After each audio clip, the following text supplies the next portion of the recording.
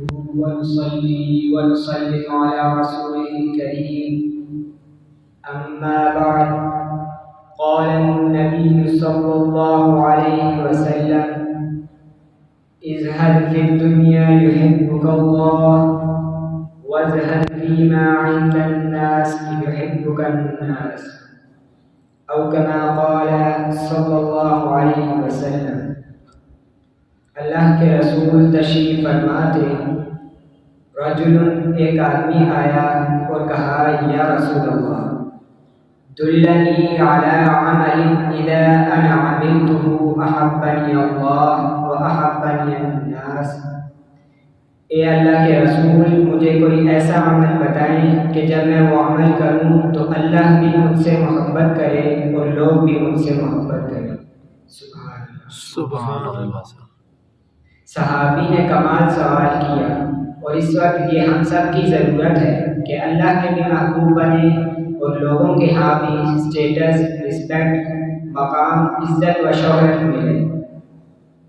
تو صحابی نے بھی کچھ ایسا سوال کیا کہ اللہ کا بھی محبوب بن جاؤں اور لوگوں کے ہاں بھی محبوب ہو جاؤں. تو اللہ کے نبی صلی اللہ علیہ وسلم نے فرمایا: اذهب فی الدنیا یحبک اللہ. دنیا سے بے رغبتی اختیار کر، اللہ تم سے محبت کرے گا.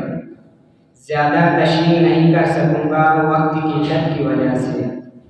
دنیا سے بے رغبتی کا مطلب یہ ہے کہ دنیا کی خواہش کے پیچھے سب کچھ نہ لگا دو، بلکہ دنیا کی خواہش کے باوجود قدرت کے اسباب میسر ہیں، مال و دولت ہے، لیکن وہ دنیا کی خواہش میں نہیں لگتا، جنت کے شوق کی وجہ سے، جہنم کے خوف کی وجہ سے. تو فرمایا ایسے آدمی کو اللہ تعالیٰ اپنی محبت عطا کرتا ہے. دوسری چیز فرمائی: وَازْهَدْ فِيمَا عِندَ النَّاسِ يُحِبُّكَ النَّاسِ. لوگوں کے پاس جو کچھ ہے اس سے بے رغبتی کرو، لوگ تم سے محبت کریں گے. عام مشاہدہ یہ ہے کہ جب لوگ لوگوں سے سوال کرتے ہیں، ایک دفعہ، دو دفعہ یا تین دفعہ، پھر آخر وہ بھی اس سے دور بھاگنے لگتے ہیں، وہ بھی اسے اپنے پاس نہیں آنے دیتے. اور ایک حدیث میں بھی آتا ہے، نبی صلی اللہ علیہ وسلم نے فرمایا: جو آدمی اپنے پاپے کا تذکرہ لوگوں کے سامنے کرتا ہے، اللہ تعالیٰ اس کا پاکا بند نہ ہونے کو دے گا. ضرورت پہ ضرورت آتی چلی جائے گی. اور قرآن مجید کہتا ہے: یا ایھا الناس انتم الفقراء الی اللہ. اے لوگو، تم سب محتاج ہو اللہ کی طرف. اللہ غنی ہے، دینے والا ہے، بندے فقیر ہیں، محتاج ہیں. محتاجوں سے مانگنا کوئی سمجھداری ہے؟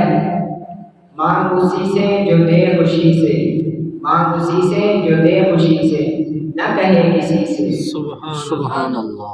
آخر میں امام احمد بن حنبل کی دعا سنا دیتا ہوں. امام احمد بن حنبل دعا کیا کرتے تھے: اللہم صنت وجہی عن سجود غیرک فصن وجہی عن مسألۃ غیرک. اے اللہ، جیسے تو نے میرے سر کو اپنے غیر کے سامنے سجدہ کرنے سے محفوظ رکھا، اسی طرح میری زبان کو بھی اپنے غیر سے سوال کرنے سے محفوظ فرما. جب یہاں تک انسان کی تربیت ہو جائے گی تو اللہ تبارک و تعالیٰ اس کو اپنا محبوب بنا دے گا اور لوگوں کے ہاں بھی محبوب ہو جائے گا. دعا ہے کہ اللہ تعالیٰ اپنے ہاں اور لوگوں کے ہاں محبوبیت نصیب فرمائے. واقعی